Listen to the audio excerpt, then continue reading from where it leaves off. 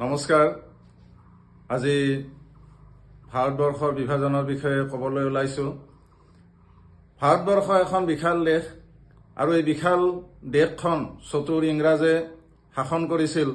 ইয়ালৈ ব্যৱসায় কৰিবলৈ আহিছিল, বেপাৰ কৰিবলৈ আহিছিল আৰু আহি এই দেশখনৰ মালিক হৈছিল। আৰু মালিক হৈ শেষত যেতিয়া তেওঁলোকে ইয়াত তিষ্ঠিব পৰা নাছিল, ভাৰতবৰ্ষত যেতিয়া বিশাল আন্দোলন হৈছিল, সেই আন্দোলনৰ দ্বাৰা তেওঁলোকে তিষ্ঠিব পৰা নাছিল। দ্বিতীয় বিশ্বযুদ্ধতো ইংৰাজ প্ৰায় দুৰ্বল হৈ পৰিছিল আৰু তেতিয়া ইংৰাজে চিন্তা কৰিলে যে আমি ভাৰতবৰ্ষক আকৌ গতাই দি যাম ভাৰতীয়ৰ হাতত। আৰু এই চিন্তা কৰি ইংৰাজে ভাৰতীয়সকলৰ লগত আলোচনা কৰিলে। ইতিমধ্যে ইংৰাজে কি কৰিছিল যে মুছলিম লীগ স্থাপনা কৰিছিল।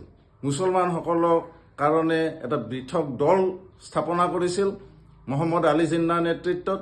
আৰু তেওঁলোকক সদায় উৎসাহিত কৰি আছিল যে তোমালোকে এখন মুছলমানৰ কাৰণে পৃথক দেশ খোজা। আৰু এনেদৰে উৎসাহিত কৰি তেওঁলোকক পৃথক দেশৰ বাবে সদায় আহ্বান কৰিবলৈ চেষ্টা কৰি আছিল। আৰু শেষত যেতিয়া 1942 চন পালে, 1942 চনত প্ৰচণ্ড আন্দোলন হ'ল। দ্বিতীয় বিশ্বযুদ্ধতো ইংৰাজ দুৰ্বল হ'ল আৰু তেতিয়া মুছলমানৰ কাৰণে পৃথক দেশ আৰু ভাৰতত যিবিলাক অঞ্চল আছিল, সৰু সৰু অঞ্চল, প্ৰায় 565 টুকুৰা এনেকুৱা অঞ্চল আছিল, যিবিলাক অঞ্চলকো স্বাধীনতা দিবলৈ তেওঁলোকে উৎসাহিত হ'ল। ইংৰাজ উৎসাহিত হ'ল যাতে ভাৰত এখন ক্ষুদ্ৰ দেশত পৰিণত হয়, ক্ষুদ্ৰ ক্ষুদ্ৰ টুকুৰাত পৰিণত হয়। আৰু এনেদৰে ভাৰত বিভাজনৰ প্ৰক্ৰিয়া ইংৰাজে আৰম্ভ কৰিলে আৰু লৰ্ড মাউণ্টবেটেনক শেষ মুহূৰ্তত ভাৰতৰ গভৰ্ণৰ জেনেৰেল হিচাপে ভাৰতলৈ পঠাই দিলে। আৰু ভাৰতলৈ পঠাই দি ভাৰত বিভাজনৰ কামটো, ভাৰতৰ স্বাধীনতাৰ কামটো আগবঢ়াই নিবলৈ লৰ্ড মাউণ্টবেটেনক দায়িত্ব দিলে। লৰ্ড মাউণ্টবেটেনে মহম্মদ আলী জিন্নাকৈ বুজালে যে তোমালোকে পৃথক এখন মুছলমানৰ কাৰণে দেশ খোজা। বাকী যিমানবিলাক সৰু সৰু অঞ্চল আছিল সেইবিলাককো বুজালে তোমালোকে পৃথক পৃথক দেশ খোজা। কিন্তু ভাৰতৰ যিমানবিলাক সৰু সৰু অঞ্চল আছিল সেই অঞ্চলবিলাকে কিন্তু পৃথক দেশ খুজিবলৈ অমান্তি হ'ল। তেওঁলোকে ভাৰতৰ লগত থাকিবলৈ চিন্তা কৰিলে। কেৱল জম্মু কাশ্মীৰ, তাৰপিছত হায়দৰাবাদ আৰু জুনাগড়, এই তিনি স্থানে পৃথক দেশৰ কাৰণে চেষ্টা কৰিলে। বিশেষকৈ হায়দৰাবাদ আৰু জুনাগড়ে পাকিস্তানৰ লগত থকাৰ পোষকতা কৰিলে আৰু জম্মু কাশ্মীৰে পৃথক হৈ থাকিবলৈ চিন্তা কৰিলে। ইফালে মহম্মদ আলী জিন্নাই চিন্তা কৰিলে যে আমি এখন পৃথক পাকিস্তান তৈয়াৰ কৰি তাত মই প্ৰধানমন্ত্ৰী হৈ থাকিম। আৰু এনেদৰে সকলোৱে চিন্তা চৰ্চা আগবঢ়াই থকাৰ মাজতে মহাত্মা গান্ধীয়ে চিন্তা কৰিলে যে এতিয়াতো ভাৰত বিভাজন হ'বৰ সময় হ'ল। আমি যদি এনেকৈ বহি থাকোঁ ভাৰত বিভাজন হ'ব। গতিকে তেওঁ মহম্মদ আলী জিন্নাক বুজালে, বিভিন্ন ধৰণে বুজালে যে তোমাক আমি কি দিম, যে ভাৰতৰ প্ৰধানমন্ত্ৰী পাতি দিম, তুমি ভাৰত বিভাজন নকৰিবা। দৰকাৰ হ'লে ভাৰতৰ জৱাহৰলাল নেহৰুক আমি প্ৰধানমন্ত্ৰী নাপাতো, তোমাকেই প্ৰধানমন্ত্ৰী পাতিম। জিন্নাও সন্তুষ্ট হৈছিল। জিন্না যিজন ডাক্তৰ আছিল, চিকিৎসক, তেওঁ কৈছিল যে জিন্না বেছি দিন বাচি নাথাকে, গতিকে জিন্নাক প্ৰধানমন্ত্ৰী পাতি দিলেও ভাৰত এক হৈ থাকিব, ভাৰতৰ একো লোকচান নহয়, তেওঁ কিছুদিন পিছত মৃত্যুৱেই হ'ব। এই কথাটো কিন্তু জৱাহৰলাল নেহৰুৱে নামানিলে আৰু জৱাহৰলাল নেহৰুৱে ক'লে যে জিন্নাক ভাৰতৰ প্ৰধানমন্ত্ৰীটো নহয়, ভাৰতবৰ্ষৰ চৰকাৰৰ এজন চাপ্ৰাচী হিচাপেও আমি দায়িত্ব নিদিওঁ।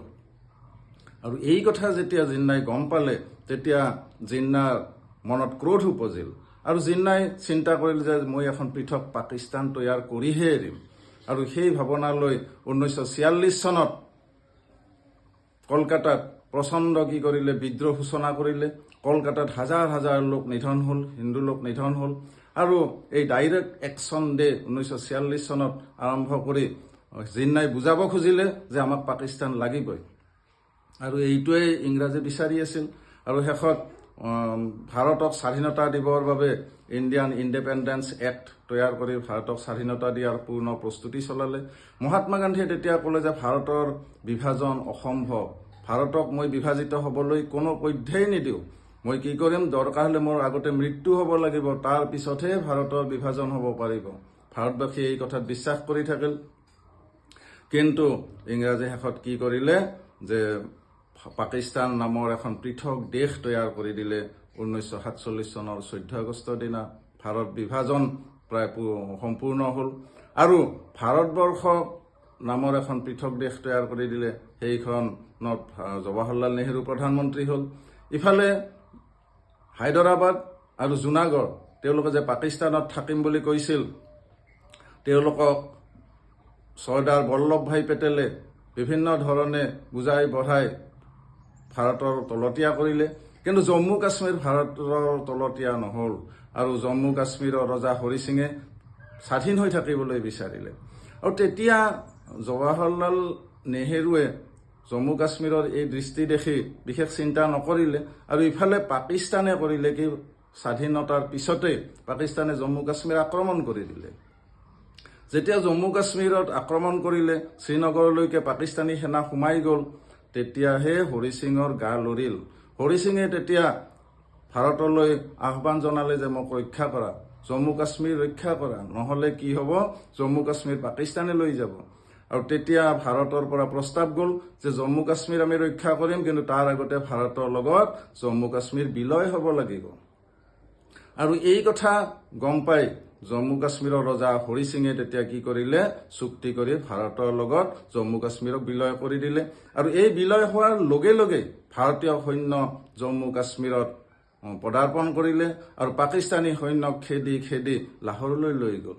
আৰু সেই সময়তে ভাৰতৰ পৰা যুদ্ধবিৰতি ঘোষণা কৰা হ'ল। জৱাহৰলাল নেহৰুৱে যুদ্ধবিৰতি ঘোষণা কৰিলে আৰু ইফালে পাকিস্তানেও দেখিলে যে আমাৰ বহুত ক্ষতি হ'ল, গতিকে পাকিস্তানেও যুদ্ধবিৰতিৰ এই প্ৰস্তাৱটো মানিবই লাগিব, তেওঁলোকে পিছুৱাই গ'ল।